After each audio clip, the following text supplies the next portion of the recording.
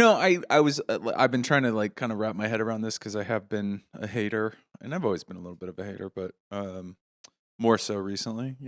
Every episode I have to be like, oh, sorry, I said that with both of you involved. But then I go back and forth. I wonder about it because it's like half of me is like, yeah, keep your eyes on your own paper, and like that's such a good way to go. Yeah. Let the comedy speak for itself. Yeah. But then in the same breath of air, I'm like, yeah, but these guys suck. And like nobody's saying it. Why aren't we saying it? Why is everybody like even good comics now are like being like, yeah, that guy's all right. And it's just because they don't like, I don't know. It is interesting that like the comedy that I grew up loving was the tough crowd, Opie and Anthony, bus balls. Yeah. Really trash each other, say out comedians that you thought were hack. Yeah. And all that shit. And now like the cool kids are like celebrating Dat Fan. Are they? I mean, more or less, just like this guy doing poor my Dat mom, Fan. and it's like, yeah, dude, like you're literally doing Dat the Fan shit that actually we would used to be kill people huge for. right now. Dat Fan, he'd be huge. He'd be the biggest. Sorry for doing the accent, but you like, I don't care. Okay, but you know what I mean, right? Like just somebody parroting that bullshit where it's not original, it's just doing the accent to be funny, which I think is a podcast joke. It's not a stand-up joke, but there's stand-ups doing it. Yeah. No, I agree. I don't know. We should all do racist Asian voices. I don't mind it. I actually think that that's right. I think we all should because it's funny. But I also think, write better shit. I don't know. Take this whole thing out. Take it all out. Put it all down. Write it down. Post it as a carousel, please. We really are just like, I mean, look at us. The way that we're dressed. How can we talk shit about anybody? 2 40-somethings. You're nearing 40. 2 fucking absolute dorks that look like they just came from the office to watch their little girl in a ballet class. Really just want to we want to just complain about our wives and fights we've had this week.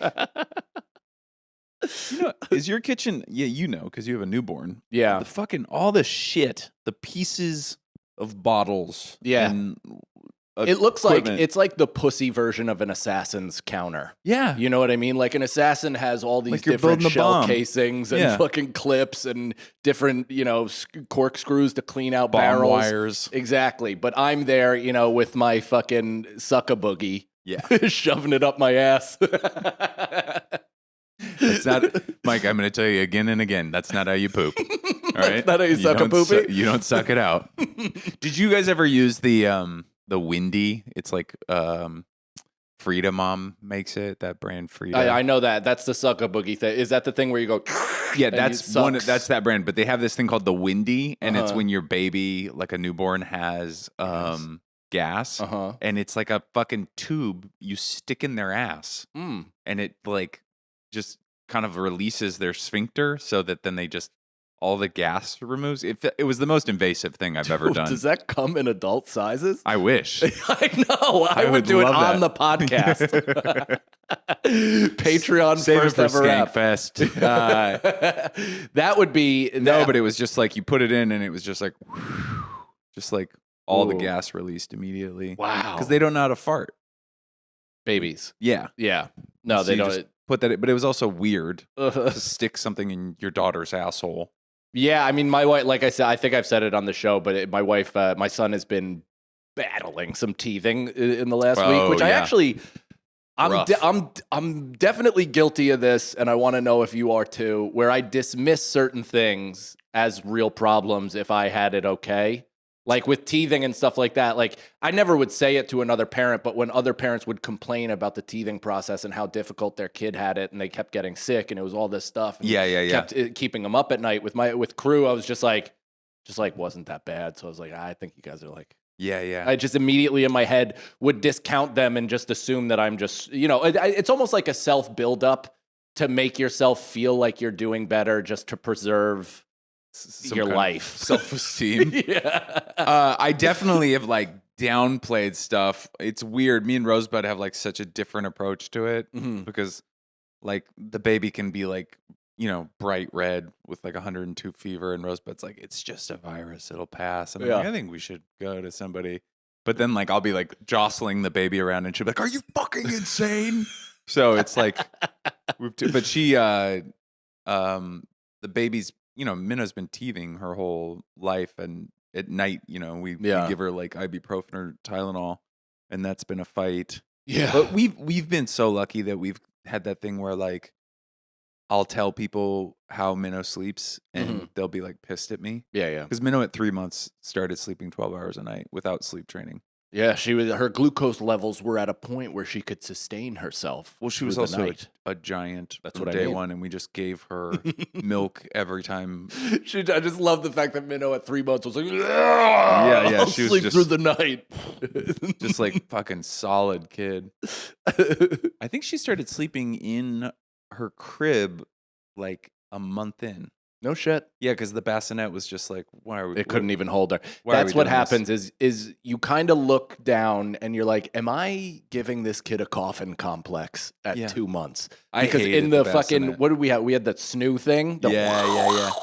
Which again, it's like all of these children things, and I think the general public that don't even have kids, like you don't fully understand what's out there for these kids. Yeah. My crew, the first chair he had was like this like thing that was almost like those old beanbag chairs that were in that wicker, but then it would have the beanbag. Yeah, and you'd just lay in it. It would be unbelievable. I remember those chairs from when I was a kid, and I have such fond memories of climbing in them. Yeah. So they would have that, but it's mechanical, and it would literally like you could switch up the flow of it. Yeah, we had that.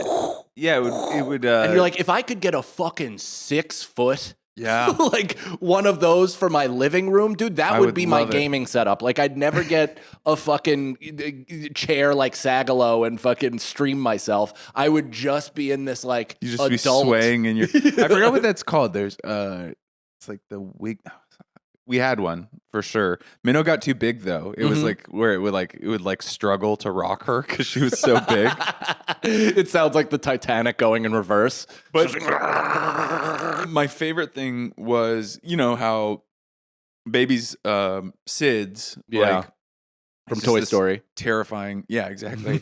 that one Toy Story where Andy's little brother dies from SIDS. I didn't see that one, but I heard it's really. He finds Woody with his hands on the back of his head. He's a new toy. That was the first new toy. So dark. But I was constantly I was thinking about it all the time, and I would like go and check her breathing, and I would check her breathing when she was like, on the thing. I was constantly like, hey, Yeah. But they have this sleepwear, and then the baby cam tells me how fast she's breathing or how slow she's breathing. I mean, that's like so amazing. We're basically we have like kind of NICUs in our own house. Yeah. Like we're basically strapped these kids up to a monitor at all times. Tells me the humidity of the room, the temperature, tells me her heart rate. I loved it. Because I'd go on the road, and at first I'd be like, Jesus Christ, I can see her, but, is she breathing? Right. Blah, blah, blah. And now it's like, I know exactly how she's doing. I intentionally didn't want to get a Wi-Fi connected one because of that. Like I would freak out too much if I was watching from the road and I had no access, like bodily access. Dude, because even just this week, this is the second fever my son has had in 7 months of life. But Jesus, just this one in particular, like it was 101 because he's teething, and then it spiked up to like 103.5, which I don't know anything. But when I hear that, I'm like, that's too much for a human being. Like that seems like if I had that, I'd probably have a stroke. And then I pick him up and he feels like a soup dumpling. Like he's fucking bow. It's insane. I just feel like the water almost like swishing around in his body, bubbling like a tea kettle. And I'm like, this kid's gonna fucking explode. It's terrifying. Yeah, so I've just been dealing with that anxiety on top of Minnow got a UTI like a couple months ago or like a month ago, and she woke up in the middle of the night with like 103.5, and it was like it felt uncomfortable to touch her. Yeah. And then when like we had to take her temperature, she started like not having convulsions, but she was so shivering so hard. Yeah. It was fucking terrifying. Oh my God. And then you're just supposed like to go out into the world and be normal. I'm supposed to be funny after that. Like the next day, I'm supposed to go out and be like, I was up at 4 a.m. and I thought everything was over. Dude, speaking of trying to be funny after things, so you want to get caught up with my car saga? Yes. So guess who? Guess who? Which one of your podcast co-hosts got into 2 fender benders in the course of 3 days? I only have one co-host. That's right, and it's this guy. So this is after the car's been returned to you fixed. No, it's not even back fixed yet. So Wait, you're in the loaner? I briefly mentioned the Mazda side swipe, which was like very clearly not my fault at all. And then this that happened. We exchanged whatever. I take it in to get fixed. I get the rental. I go, Nicole, you drive the rental because I don't want to, like, you know, if somebody dings the car or something like that in the city, I don't want to be responsible for it. So I'll take our other car and I'll drive that into the city. And she's like, perfect. You're the best husband. Who's cooler than you? Yeah. And so I take the car into the city. I do my spot at Gramercy, New York Comedy Club, Gramercy on 24th Street. I'm like, you know what? I don't want to pay that the congestion price again. I'll take the train up to Upper West. Great. And then I'll take the train back to Gramercy, drive down to 4th Street, and then skedaddle right after my third and final spot. Yeah. Well, I get back to Gramercy after having 2 unbelievable sets. I'm literally on the train in New York City, like hadn't had a New York train night in a long time either. And I'm just like, man, I really miss this. I miss being like embedded in the fabric of New York City and just a part of this fucking place and the beating heart and following my dream. You know, just being so queefy and romantic. Get in my car, flip out onto Second, you know, driving down and a bus fucking clips my door of my car, smashes into it. This whole thing, empty, you know, whatever. And it's your wife's car. And it's my wife's car. And it's not even like the bus was fine. There's no damage to the bus, whatever. The car, I'm going to need a new door, but it's like, it's more or less fine. It's like a dent. It closes. What I did not anticipate, my friend, is considering that I went 39 years of no car accidents whatsoever. And then in the last year, I've been in 3. The first one being in Illinois when I got T-boned and the car flipped and shit. And I had to it was right after I don't even know this. Oh, yeah. I was in the car with Nick Cobb. You know Nick Cobb. Yeah. I haven't seen Nick Cobb in 12 years. He hits me up while I'm out there saying he just moved from LA to Chicago. He's like, can I come by, say what's up? I'm like, absolutely. He does a guest spot on the show. It's great. We're both driving back to my hotel right after the 5th and final show of the weekend. For gay sex. For gay sex. Yeah. For punishing gay sex. We're both fathers. We needed it. Yeah, I get it. We're driving slowly, having a great conversation on a side road, go right through a green light, and as he's saying something, I just hear, oh shit, and the car is literally lifting up, and we fucking got hit, flipped the car, the seatbelt, I was hanging upside down in my seatbelt. I called 911 upside down, and the lady, I literally called, and the lady goes, hi, 911, what's your emergency? Were you guys hurt? No, I mean, Nick, I think, fucked up his leg a little bit, but I think he was okay. I didn't break my hand, but it looked broken. But I was like, it was so shocking that my body didn't have a chance to tense. Like and also I had just come from Disney World, so I think my brain thought I was on a ride. I'm not even kidding. I remember getting hit by the car and being like, that'll be fine. Just even as we're scraping on the fucking ceiling, on the roof of the car. Holy shit. And then people gathered around. When was this? 2 months before my son was born. May before my son was born in August. So 3 months. So last May. Last May, yeah. Jesus and it was Christ. like, it was very... I processed it a little bit, but then I'm being thrown right into like the mix of shit with my son. I filmed a special, I think, right before or after. So we were I drove to edit the special the next day, right? Well, it was within the same week, which I was like, I told him like, hey man, you don't have to do like you're about to get into a car after that. But also, I don't want to skip ahead too far, but how I found out, I think like most people found out, is he posted a picture of the upside down exploded car and said, like, so grateful to have walked away from this. And then the next post is him to camera promoting a road date. Did it explode? No, but it was like it, like glass shattered. It went upside down. Yeah, cars don't do that. There's easily. glass everywhere too, and airbags deployed, like everything. So people gathered around. And I go, Nick, are you okay? And he was like, I'm okay. We're both hanging upside down. Yeah.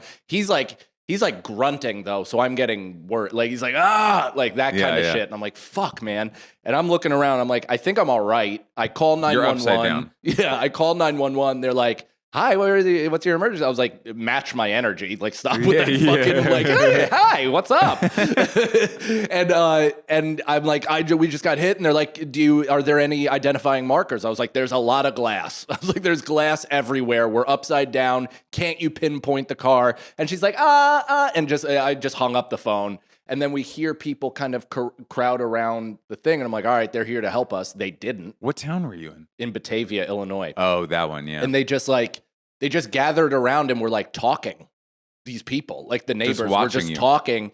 And finally, like after a couple minutes, I just go, help, little help. And somebody goes, oh shit, they're not dead. That's literally what somebody said. Holy and I'm like, what shit. the fuck? So they were just watching you be dead? Just watching us apparently be dead. Nobody thought to be like, hey, is everybody all right? I think they were doing a seance to make sure our souls transferred gracefully into the afterlife. Maybe that's what happened. I think it is. Maybe this is purgatory. This is like the Breaking Bad moment. I look down, the keys drop, and suddenly everything goes okay. Yeah. That would be cool. But not everything has worked out since then. So theory thwarted. Okay. So whatever. So they're crowding around the entire car. I ask for help. They're pulling the door. They're like unable to pull it out. I fucking unlatch myself, like, land on my shoulder on the fucking glass on the roof of the car. Jesus Christ. I fucking mule kick the door, like pop out all this shit. The door So you've opens. done this thing that we've seen in movies forever. But that's the funny thing, dude, is honestly, like, I actually credit my OCD with like my survival in this situation, because I was aware and conscious and making active decisions as we were tipping. Like I was like, hand inside the vehicle, keep your hands on your chest. If this is it, you might go unconscious in a few minutes, but just understand, like, be here. Like, I'm literally talking my way through this. And I'm just like, it's because I've put myself in every death scenario, especially having so many friends die in a drunk driving accident, that I've replayed their deaths and put myself in that position. You? Some fucking 19-year-old kid that was probably doing a TikTok dance behind the wheel. He just fucking plowed right into it. Was he fine? He was totally fine. He merengued right the fuck out of there, and then I had to pay for my hospital bill. What? It was like part of the settlement because Illinois doesn't accept like it's dude, Luigi for fucking communism. President. It's unbelievable. So whatever. I mule kick out of the thing.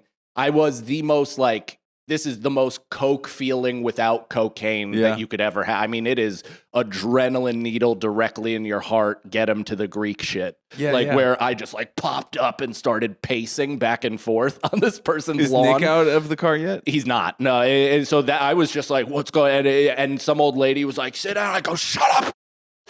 Like screamed at her for somebody goes, hey, and I'm like, I'm freaking out, I'm sorry, please bleep that. And so then I go around the car, make sure to get Nick out. Nick gets out, and then I just kind of like got super fucking dizzy, laid down on the grass, and kind of gained my bearings. And were you done with shows? Yeah. I mean, for that weekend, and then I think the next night I may have done spots, but the EMT took my picture like in front of the car. They just everybody's like, we were. I mean, taking bets you were dead. Wow. Like every single person showed my hand with like the bone jutting out, or this giant fucking like Hasim Rahman fucking bruise on my knuckle, Christ. and the nurse literally goes, "Ooh, I don't like bones."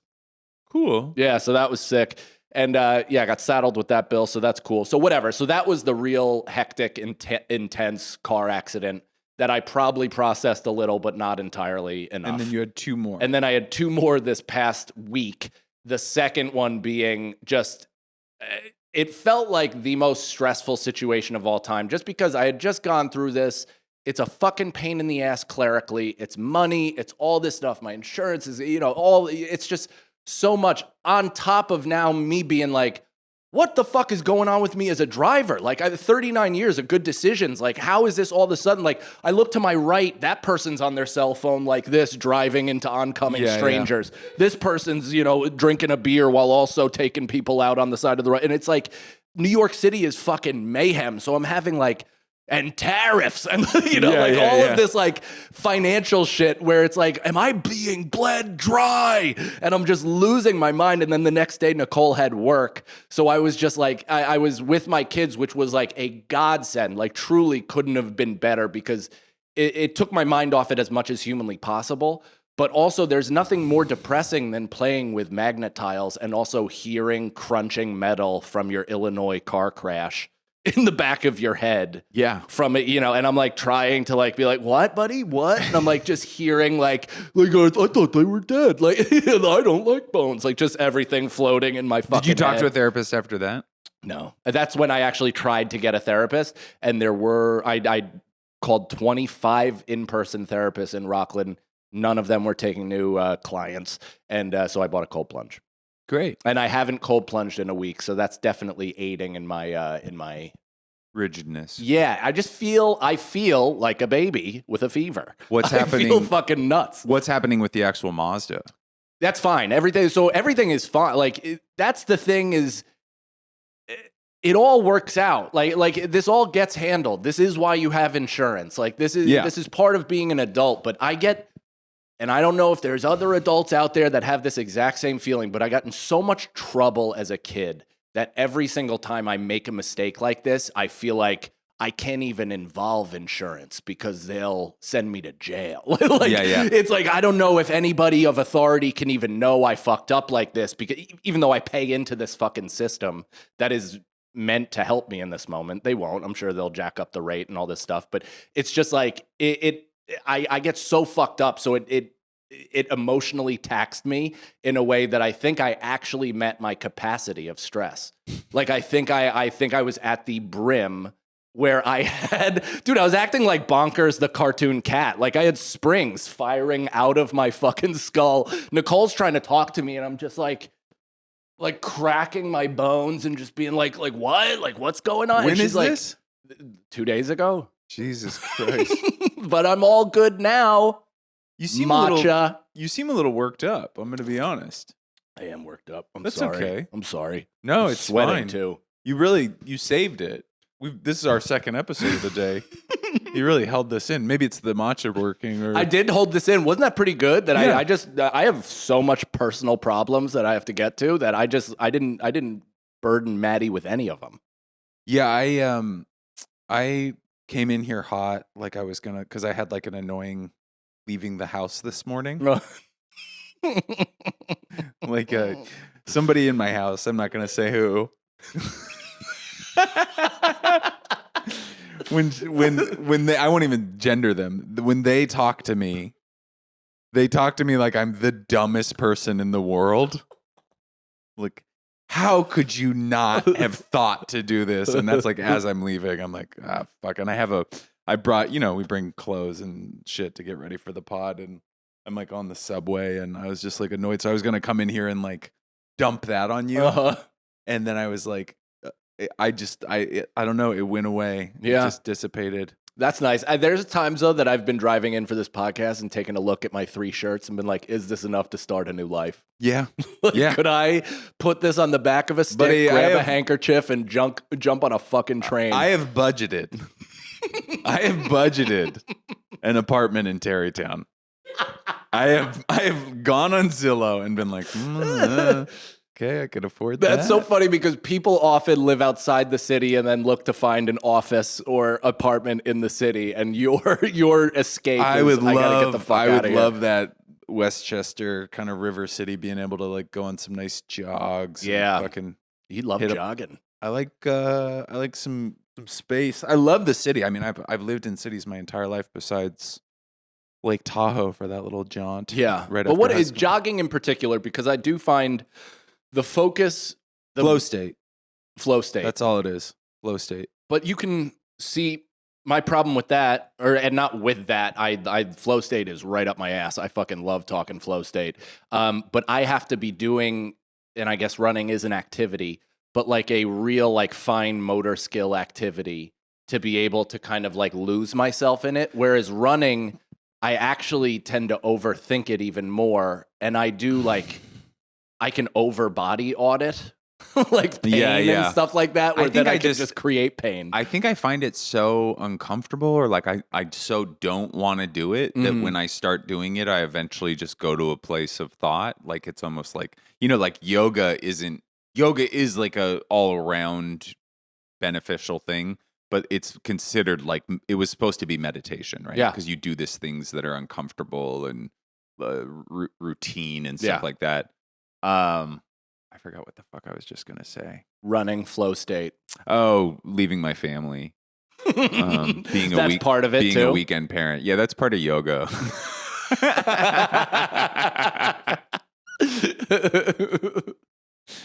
Oh man, I spoke about it a little bit the last episode, but my biggest pet peeve is when me and my wife are like fighting, or she's just like, mad at me or mad at the world or something. And then like one of her friends calls and she's like, "What's up, queen?" And I'm just like, "Bitch, what? You weren't just doing that." Yeah. Anyways. No, that's fun when my wife will have like literal froth at the corners of her mouth telling me what a disappointment I am to her. And then her business partner calls and she's like, "That's it. I don't have that. Anybody calls. I actually do. Anybody calls me, I'm just like, "Yeah, I just in a fight with the wife, so probably not going to be able to make the audition." Thank you very much, Mr. Soderbergh. I'm going through a bad week. Did you know I got cast? This is such a bummer because I desperately want to act. I love acting. Yeah. And I got cast in this like Steven Soderbergh digital thing. I think like Chloe Radcliffe and who's the guy from the Daily Show that has the Hulu special just with the hair? Oh, Roy Wood Jr. Oh, yeah. Roy Wood Jr. was in it too. And I got cast as like it was like a weird role where I wouldn't be on camera, but my voice would be on camera. And it was like, Cloverfield, TJ Miller. And it wasn't paid enough. And I had that job in England, so I passed it up. I was so mad. I was so mad because I was like, well, this is my new thing. I work in sports. I'm an off-screen actor. I was like, I'm not going to take. I also did the same thing. I got cast on an episode of that show. It was like this autism show on Netflix that like with Michael Rappaport. Yeah, I got cast as like a startup guy in that, and they only would pay me LA local. And I had I was going to have to cancel a weekend. Did you have autism on the show? No, I was a bro. You were a bro, like a startup tech bro. Okay. Which is like autism adjacent. Yeah, it's cool-tism. I was so mad. I auditioned for Tires, and I worked on the audition, and I really felt like it was like a role for me. It was like a cheese dick tire rep. Francis's role. No, because I think Francis had a startup of some sort. Okay. But in the next season, they something. Anyways, I wonder if we're allowed to say that, a plot point. Oh, I don't know. It's out. It's out in like a week. Bleep that, please. It's fine. Look at the time code. Bleep that. But and then I looked, and I think Vince Vaughn got it. And I was like, "You guys, I spent 6 hours on this. Yep. Tell me that Vince Vaughn is in the mix, and I will. I'll give you guys just a slate." That's how VO artists must feel when they're doing their Buick sides and they're like, "I'm gonna crush this," and then they watch the commercial and it's John Hamm. Dude, and you're like, "What the fuck?" I've been saying this for years. If you are John Hamm or Lena Waithe or Daniel Kaluuya or whatever the fuck, if you get a Buick audition, say no. Yeah, this should go to somebody who needs it. You have a production company. Yeah. You have a house in Aspen. Fuck off. Lena Waithe is doing every Toyota. No, by the way, nobody knows who the fuck Lena Waithe is. Who is that? Is that the Game of Thrones woman? No, Shame? It's the black lesbian from Master of None, who's gone on to just mainly do production. Who is married to the Wicked lady? Yeah, are they? I don't know. Is she also from Ready Player One? I might be mixing up my black lesies.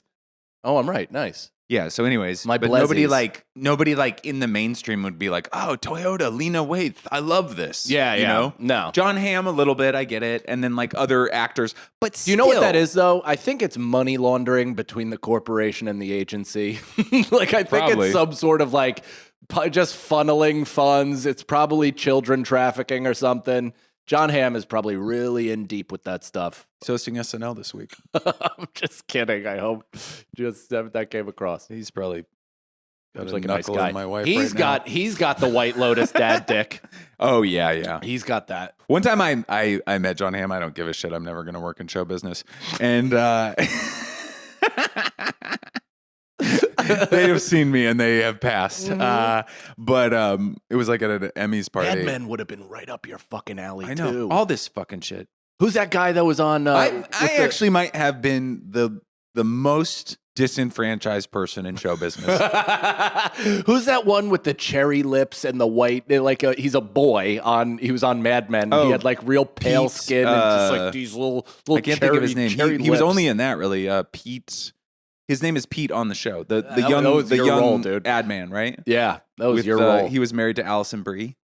I think so. He looks like Kyle Dunnigan. I never watched kind of. the show. Oh, but I know it's another one. That's one where you like literally got to you got to dig in. I mean, I think it's like 50 plus hours of TV. Oh, but it's like the weird thing about Mad Men is what I could never understand about prestige TV is it's like Game of Thrones you get, right? Sopranos you get. Mad Men was one of the greatest shows ever made. But literally, if you were like, "What's going on?" I'd be like, "Well, this week, what's his name on the show? Don. Don's wrestling with the idea of masculinity in a changing world as capitalism becomes prime. That's the entire episode. It's like a flashback to it. What is it? This podcast? Yeah, exactly. It's a flashback to his childhood where he's got like a radio flyer and then his dad has to sell it. He's just ripping his hair out, being like, "What the fuck is Kill Tony?" Oh man, I tried to watch Kill Tony the other day because you told me you watched it. Yeah, I watched the whole thing. I couldn't get past the trailer. I just got so mad right away. But don't you feel like I don't know? I felt like I needed to be informed to have an opinion on it. That's what I mean about the eyes on your own paper thing. It's like I look at those guys and I think it sucks. I think like whatever, but it's like those guys aren't facilitating it sucking. It's like just the fact that the audience loves it so much is what sucks. Yeah. You know? Yeah. Well, the fact that it's because I actually like the idea of the show. I think the show is good. I think what sucks is the result where it's like it could easily be positioned as we are just bitter, which we're acknowledging. We are but bitter. it's really difficult to put a lot into this, Call be me an very Aperol good at Spritz, it, and then literally somebody who looks like they're consistently shocked with a fucking, a cow fucking prod is selling out 18 shows on a weekend and clearing $80,000. Yeah. That bums me out. For a weekend. That bums me out. I think that's my, and again, it's just hater shit, I guess, because I have both the hater and the no, like I'm just trying to be positive in me. Yeah, I mean, at all times. I'm constantly wrestling with those two. And Nicole, also, how many times have I told you that I'm changing my entire life and I'm no longer complaining and I'm now approaching I think you've told me multiple times, and we've only known each other since January. I think you've been... That's humiliating. You've had a new lease on life. I mean, I do it all the time. You've had a new lease on life. I took a new vitamin this week, and I was like, new me. I figured it out. I cracked the code. I'll tell you what, matcha is going to become a part of my daily intake. You're freebasing it for some reason. You're in the garage. This is jet fuel, and it's melting my steel beams. I'm fucking having fun. Yeah, it's good. I think we got some good content here. God, gross. You looked worried for me in the middle of my I just shake. said good content, and I was like, oh, God, I meant that. Wait, what was the shitty thing you were going to say about John Hamm? Before? Oh, he was just such a dick to me. It was like the night that he'd won 4 Emmys, and I was just like, hey, man, congrats. And he looked at me, and he was like, huh. Didn't even In fairness, he was probably blacked out. He's like a major alcoholic. I think that I didn't want to say that because I'll say it. I felt a little guilty. But yes, he had very much been on the sauce, and everybody around him was bummed because it was very clear. We're celebrating your big night, but you apparently don't want to feel it. It's weird. You want to take a step back into addiction. That was me when I was drinking, which I'm annoyed that I really I cut the tail off of a lot of really good experiences by getting hammered. Yeah. Because I celebrated it too hard to the point where I felt nothing. So it like ruined the whole experience, and I didn't even get to bask in my own glow. Yeah, I think. When did you start partying? Late. So when I went away to school, I didn't start drinking because I was under the delusion that I was going to take this basketball thing. Oh, to the yeah, next that's level. right. Because I was thinking I started getting fucked up when I was like 12, and I really think that I want my kid to like not get fucked up for a while. I want her to have a pure childhood. Yeah. Because I think like I look at like even like Mormon kids, which I'm not trying to raise my kid Mormon, obviously. Sure. But like I look at the way like they get excited about like Christmas lights or something like that. Yeah. And I'm like, I was like thinking about how to steal the copper out of the Christmas lights so that I could buy pot. I tried to get Nicole to soak the other day. Like a Mormon, sexual soak. Like a Mormon yeah, kid. That's a fun one. I It's know. fun when you do stuff like that with your partner. People need to talk about that more often. About when you're sex, like fun, when you're having sex sex and you do silly stuff during it. Yeah, it's good. Or like when you fuck up, you like pull something, you're like, stop. I've gotten Charlie horses. Yeah. Mid-sex where I've had to literally like almost like Marty McFly playing the guitar, hop around the house with just a locked quad. I've done bits too. Like funny things when you're coming. Go on. I'm trying to think of what I was doing. I was doing like something where I was like, oh, mama. Or something like that, like where they were like, I don't know if it was with Rosebud, or it was somebody where they were like, stop it, stop, I one time tried to cover up too girly of a moan with a like I was like an English gentleman in a men's club. I literally was like, I'm a man. Well, I'll buy all the futures in chloroform. I don't know why I said chloroform. Yeah. I was this is completely out of left field. Yeah. But the other day, a woman on Instagram commented on one of my jokes. I hate this guy. His grandfather is the former Secretary of State for Bush. Get this CIA plant or something. And I was like so honored to have made it to that level of where I'm being seen enough that she thinks that the CIA, I mean, babe, if you're watching this, which you did seem like you might watch this, if the CIA is getting as low of a turnaround on their socials as me, then we need to worry about the national security industry. I love that. When I hosted that conspiracy podcast, one of the best compliments I could get was that I was a shill. Yeah. They're like, you work for the government. And I'm like, I am barely able to get on the road. I would love that. What are you talking about? I would take, honestly, by the way, I'll take the job for the CIA. I would love the benefits. I'd be a crisis actor tomorrow. Yeah. Tomorrow. Do you get residuals most vile for the news? Yeah. Another residual came in. They played whatever. Boston Marathon footage. Boston Marathon footage.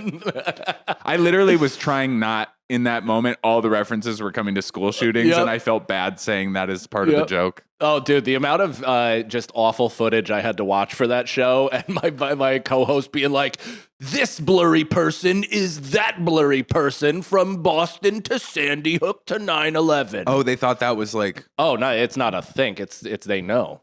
I follow a few of these like political Instagram accounts that are like Civil War kind of stuff. Like it'll be like footage of like drone bombings in the Ukraine or like a rebel group in Congo. And sometimes I'm watching it and it's just like fully the murder of like 19 people. And I'm just like, why do I watch it? Why did I subscribe to this? Yeah, there's some stuff that I've like laid my eyes upon that like right after I was like, I don't even know the wires that pulled. Yeah. You know what I mean? Like, it's not obvious yet. Like, I remember my buddy, I thought it was a fucking video game. Remember that New Zealand mosque shooting? Oh my God. And it was up on Reddit. I didn't see it, but I know what you mean. did because my friend sent it to me and it's in first person shooter. So I was like, what'd you get? Like a new high score on something? Like, I literally didn't know. You see it like that too. And you watch it like that. You watch it like it's just, like it's fucking Doom. You know, going back to the Kill Tony of it, I do I do wonder if we're like, you know, cause everything, it's like we keep on like setting this high watermark where it's like Marathon Man or whatever. Isn't that what that old Schwarzenegger movie's called? Yeah. Where he's like a prisoner that has to escape. Running Man? Running Man, yeah. Running Man. Where it's like, we always say that like someday we're going to watch like executions live on TV, right? Yeah. Like that's always like the high watermark of like us failing as a society. Right. Is that we'll be like all just watching it. And I think there's something kind of adjacent to that where it's like so much of Kill Tony is about like mocking the disabled and like one thing I will say that I don't think a lot of people think about with Kill Tony and the roast battles is that there's a lot of disabled participants that I think feel very liberated by being treated normal. Yeah, definitely. I think that's a huge aspect of that show. Like a guy who's in a wheelchair who can only talk through like a robot straw thing. Yeah. And I think for somebody to make fun of them makes them feel like normal. Yeah.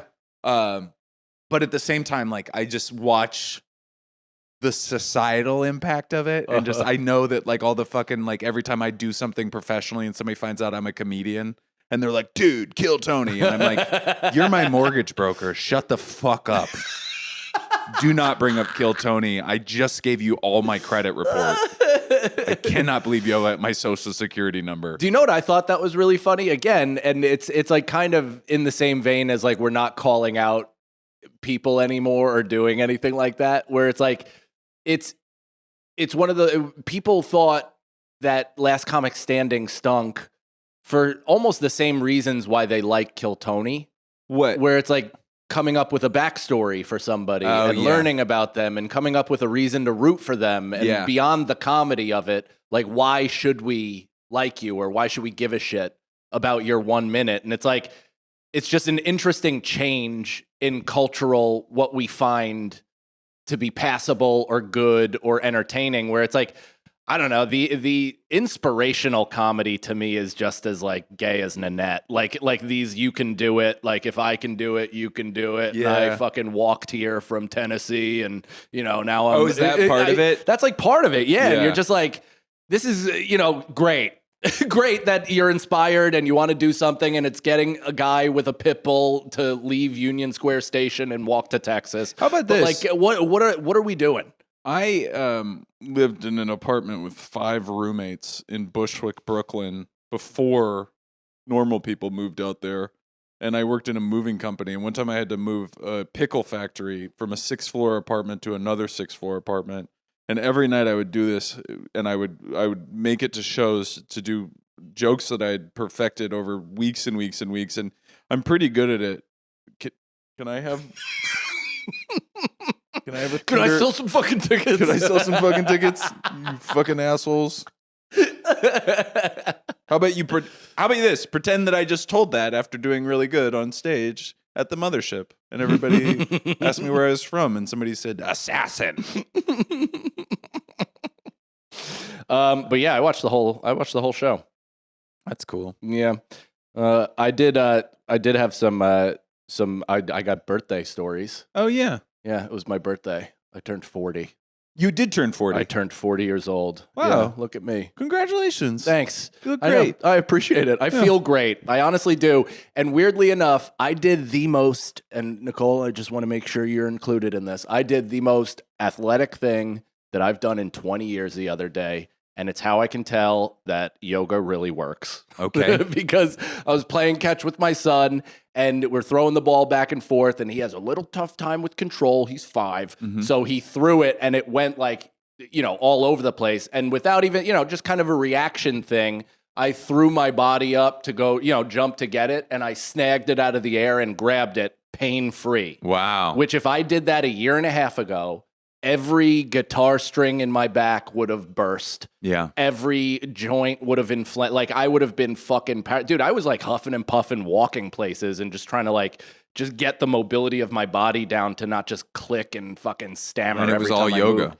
And it was all yoga. That's and I great. felt, and I was like, look at me, 40 years old and more fluid than I was in my 30s. I used to do hot yoga like 5 times a week. I wish I could have. I want to go back to that. That guy did some things, right? Bikram? Yeah. That's like the main guy. I used to go to another thing, but Okay. it's all the same shit. Yeah, it's just It's temperature. just 106 degrees and you're doing vinyasa. Mainly what it is it's another thing about yoga that a lot of people don't think about is like you're drinking all this water and then you're like, the way you're twisting and bending, you're actually like squeezing your organs, so you're kind of like filtering too. Yeah. You're kind of wringing yourself out. Oh. You're getting like systems like lymph nodes are draining, You're things like that. You're like a car wash washcloth.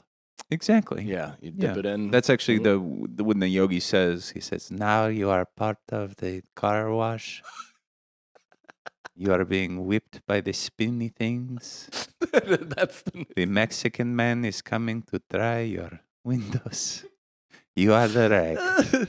Don't roll your window down. You will get streaks. I make that mistake every time to tip them too early. I always roll it down. I streak the shit out of the window. Like, yeah, they're immediately pissed. They call me a cuck. Do you ever tip somebody and you're like, look at me tipping like a real nice guy, and then they don't notice enough? Yeah. No, I slam the cup. If I tip, I make a real show out of it. But I also think I'm going to start making a show out of not tipping, because the whole fucking spin in the iPad and 25% being pre-selected, I can't believe makes that. me want to take a street sweeper to places. Like it is. And clean the streets. And clean the streets, yeah. Alternate side parking? Is it not? Like why are are we, as a liberal man? I have a whole joke about this. You do? Yeah, I have a whole joke about why am I making up for the loose ends of Starbucks employees? Yeah, we're fucking subsidizing their livelihood. Yeah, the boss has $30 billion. Why am I like making sure that they get like a good day's work? That's right. Yeah.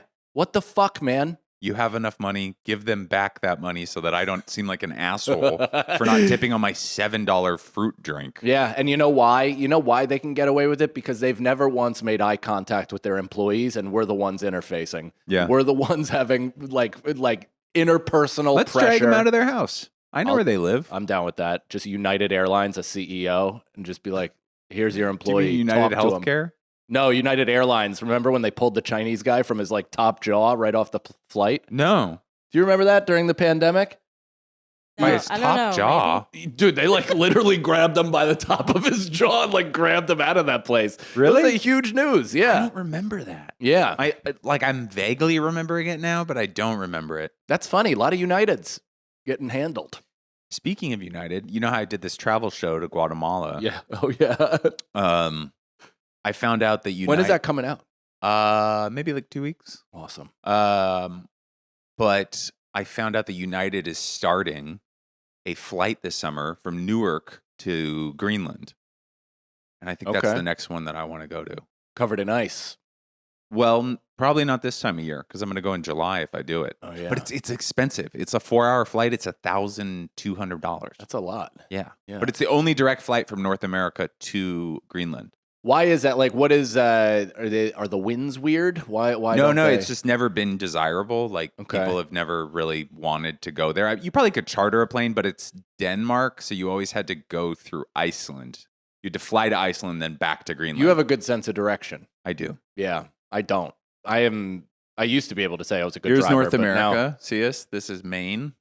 And then you fly up this side. Here's here's Greenland. And then you fly along Greenland. And then here's Iceland. So you would fly past Greenland. And then you would fly back. Greenland's near Maine? It's right above Quebec. Okay. It's right above Quebec and Nova Scotia and all that. You just hop from Portland, Maine, right to Greenland. I mean, take a probably a boat? 2-hour flight That's sick. from Portland, Maine. All right. It's Look not at that me far. making jokes. Yeah. Quit making jokes No about clue. geography, dude. This shit's serious. That's good. So does Rosebud know that you went to Guatemala yet? Yes, She does. she does. How'd she take that? She's cool about it. She was pretty cool. She was Should I not bring this up? I'm sorry. no. She was cool about it actually. Okay. 'Cause she was like, "Oh, you should do like Yeah. fun stuff like that." You That know? is great. Like, it's weird because I always think that we're gonna like, I'm gonna do something fun and I'm gonna get divorced because of it or something. And then, Well, can you would you be willing to fill the audience in on what you did? Well, I mean, it's part of the show, I assume, so I this don't know is if you in want 2 to tip weeks. it. I mean, yeah, I could probably let it. I came up with a fake gig. Okay. And I did I advertised the fake gig. I'm actually kind of bummed. I thought that I had a little bit more swag. Yeah. That somebody would be like, "Hey, where is this? I live in the area." Yeah. Not a single person asked where that gig was. But I came up with a fake gig at a fake comedy club, and I advertised it, and I acted like that's where I was going You posted it consistently. for a couple weeks. Yeah. yeah. And nobody was like, hey, I live in Quad Cities. Like, I don't know where thought this that was a is. made-up place. No, Quad Cities is so like dumb, dude. the Iowa-Illinois border. Mm-hmm. But apparently, I don't have a big fan base there. Yeah. Anyways. That's crazy. I felt like by complexion, that would be your spot. But I told her pretty quick when I went down there. Mm-hmm. I was like, hey, I'm in Guatemala. Oh, you called her from there? Yeah. That's, yeah. I get. Once you got down there, did it dawn on you that you're in a completely different country and your wife doesn't know? It was just like I got down there and it was like so rugged because I took like the cheapest transportation and then like just like I took a Uber to 4 buses to a boat. And then I was like in this tiny Mayan village. But just run me through the conversation. So you get to Guatemala, you go through that stuff, all the travel. It's rugged. You're faced with the reality of where you're at. Yeah. You call Rosebud, and what do you say? I was like, hey, I'm not in the Quad Cities. I should tell you, I did a little boys trip. And she was like, what? And I was like, yeah, my bad. But I needed to, She wasn't that mad, though. And you said, but hold on, a boys trip, but you were alone, but with a camera videographer. Yeah, that's my boy. That's your boy. That's my boy, Rudy. Wait, did she guess that it was me? Because that would make me feel good. I wish that she... Damn. She didn't say, are you with Mike? No, I told her I was down there to make a video. And okay. Like, I wanted to... So you said, I'm in Guatemala. No pause. You were just like, I'm in Guatemala to make a video. I'm not very far away. If Gotcha. you need me, I'll come right home, kind of thing. Nice. Yeah. That's fucking unbelievable. I actually don't think my wife would ever trust me again. She's like going on like a cruise this week. Like she's at SNL like 60 hours a week. And then the second she's off, she's on the road. So I think she kind of gets it that I like have to advocate a little bit for myself. Yeah, yeah. Because, it's like if I just live by her schedule, then I'm Cheryl Kurt. What is Bert's wife? Leanne. Yeah, I'm Leanne Kreischer. If I just live off of her schedule, I'm like happy to be there. You run her payroll? Yeah, exactly. I run her merch table. So. Dude, I would actually love to see you be first husband to Rosebud's like comedy empire. I would not. You just completely, and you're just a work diva, just a boss bitch. Because so many fucking people that like, it is. I don't recommend if you're in comedy, being in a comedy relationship because one of you inevitably is going to be more prominent than the other one at different times. But there's always, for some reason, it's the same thing like when you feature for somebody where like they'll come up and they'll be like, I liked you more. Yeah, and you're like, yeah. Okay, well, it wasn't a competition. They're my friend. Yeah. I like it. But thank you. Thank you. But I also do. Also, when the headliner's an asshole, it's like the greatest. Yeah, there's nothing better. I used to in Long Island, or on Long Island at Governor's. That happened.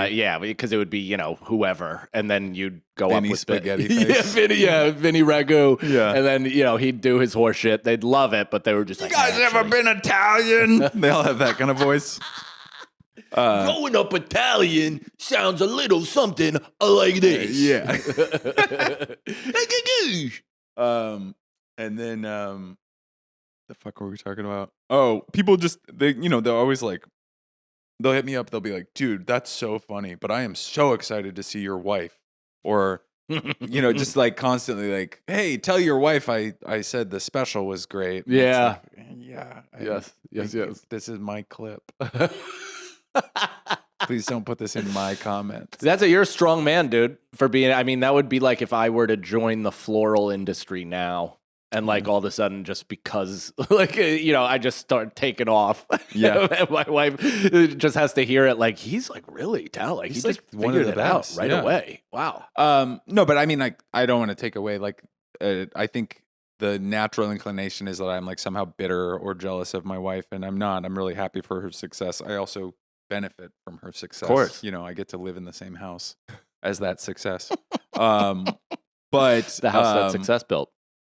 I think that's if you are a comedy fan, I think it's kind of like a rule of thumb. Compliment the comedian. Yeah. I don't think they know that. I think they're actually trying to be nice, but they don't realize that like when they, it's like, I'm not against you complimenting my wife at all, but it's just like, don't hit me up to try to book her. Sure. You know, like all these things like that people do where you're like, I need a little bit of a like, I am my own entity. Are people complimenting people in general these days? Like, is that happening a lot? Because I feel like even when you threw that like super sincere and also very beautiful compliment to Maddie, I wasn't sure what was happening. Because I was like, I'm not used to watching this. I'm not used to watching somebody give a sincere without a but I'm bum at the end or anything like that. I think that's, I mean, if we're going to go back to it, I think that's my biggest problem with like where we're at. I think Kill Tony is not like bad inherently. Like the show is not bad. Tony is what Tony is, but I don't hate him for that or anything. But I think the desire for blood that everybody wants, which I don't know if it's a product of capitalism or not digital or whatever. It's tale as old as time, dude. It's literally, I mean, human beings have been going to the Colosseum. Just the Colosseum, yeah. It's a, because I've thought about this shit too. It's nothing new. All of this is routine. Like everybody wants to see the car accident. I mean, pun intended. Yeah. But nobody wants to be in one, you know? And so to observe it, it makes sense that people are lining up for it. And it makes sense. What interests me about it, what might be a product of whatever, is the chase of it after, of like wanting to then see that person for a full hour, like wanting to then watch an hour-long car accident. Yeah. For you know, that to me is interesting. I don't get it. Again, I understand. I'm bitter. I can't cop to it enough because I feel guilty about feeling bad about it. Because it's somebody else's success. It has nothing to fucking do with me, to be honest. It is a symptom of the current state of things, which I don't necessarily have. I guess I have a problem with or just disagree with, but I also don't. Again, this is all like my classic waffling. I just don't want to be the guy in front of society's boulder being like, no, stop. Yeah, of course. You know? I think that's the same thing like being the hater where you're like, this shit sucks. And then everybody's like, well, we like it. Exactly. You know, it's like, I think that's a bummer about comedy is like, who's the guy that like performs in front of his curtain? Pete Guercio. Yeah, like I think about half his fans are probably like, who cares? They're also probably 8. Yeah, they're literally 8-year-olds watching a guy. I think we're sitting here like, you know, the old guys being like, totally. Listen, you go in person and there's like a stage and there's an audience, and they're like, okay, well, I'm gonna watch it on my phone. I don't give a shit. And you're just kind of like, oh, you're gonna miss the thing. Which is it might not be the best for podcasting, but it's why I try to at least present both sides, because I can find a hole in both of my perspectives about it. Like I just know that there's a counterpoint to what I'm saying. Kids. Huh? But do you know what I mean? Like, because I know I think my opinion is valid either way, but I also understand the opposing opinion, and I understand like looking at us talking about this and being like, these two fucking assholes in the basement of a comedy club in New York who are routinely bitching about their career, and then like have the balls to trash the biggest fucking show on whatever. Yeah, I understand optically what that looks like. But it's just, again, it's not even trashing the show, I think. It's just more the symptom of everything, or just like... And full disclosure, I did ask to be on the show. Like 2 years ago, I asked if I could be on the dais. And Tony graciously was like, sorry, we have famous people in line to do that. That's actually not... I would love that response from most people that I've sent requests. Yeah, I'll say this. If you... I mean, that's why I like did that dig for one of the episodes where I was like, hey, don't tell, am I going to get my... Yeah. Because like they were the one group that I expected to be like, hey, sorry you didn't make the cut kind of thing. Don't stop doing the silence. The silence is the worst fucking thing. Just say no. I love a no. It's cowardly, and it's also like, it's the dehumanization of every industry where it's like, if you're going to do that, then it's going to be repeated. Like it's going to be mirrored back to you. Yeah. And I just think when people dehumanize me as a comedian, let's say, I'm not going to put this on us as a whole, but just like when they dehumanize me as a comedian, my worst version and also most poisonous, vitriolic, angry, hanging on shit version is going to be reflected right back at you. Yeah. Like you're not going to be met with ambivalence. It's going to be my entire life of what I deem as disrespect now congealing in this one moment and firing back at you in a life force that you're not prepared for. Yeah, sorry. No, I get it. It's just like I mean, going back to the compliments thing, I just think it's like a bummer that everybody needs the comedy so quickly. Mm-hmm. Like they need the mean, fast. Yeah. That's what they want. And that's fine if that's what you want. I mean, maybe you're just looking for entertainment. And yeah, the 10 seconds it took me to get to a joke before whatever the other podcast that you have, I don't want to do that. Right. Well, and I also think that this is not even, I know that we put way more thought into this than any of the just fly-by-night fans or whatever. Like, there are obviously, like, the base of any podcast or show or comedian is very, like, invested, educated on the person and, like, really into it. But the more or less vast majority of the audience is kind of, like, passively like, I like that show. Yeah. And they're like, but don't you think this and this? They're like, I didn't even once consider that. I just kind of there's a lot of people that probably watch that show and they just never watched comedy before. Totally. And it's just fun. Oh, that's fun. Yeah. Post Malone's making fun of that kid who has one arm. That's fun. I like Post Malone. We should probably wrap it up. Yeah. This is 2 weeks from now, so I'll have quit comedy by this point when this comes out. I think I finally announced that I'm quitting. No, I'll just be around. I'll be around New York. Yeah. Uncasville, Connecticut. April 24th through the 26th. I think that might be this weekend when this comes out. May 3rd, I'll be in Poughkeepsie, New York at Laugh It Up. May 15th, Greenwood Village, Colorado at Comedy Works South. Can't wait. Never been to Denver. I think that's in the area, not Denver proper, but hopefully What's the date on that? Out. May 15th. Oh, okay. Yeah, I've never been to Denver. Very excited for that. You've never been to Denver? Never. That's insane. I know, right? It seems like completely Amsterdam for Americans. I know. It's so I'm very excited. One night only. May 16th and 17th, I'll be in Chandler, Arizona at Mic Drop Mania. And then I got Boston, a bunch more dates, MikeCannonComedy.com. I need to fix my cars. So come out, please. Please fix his cars.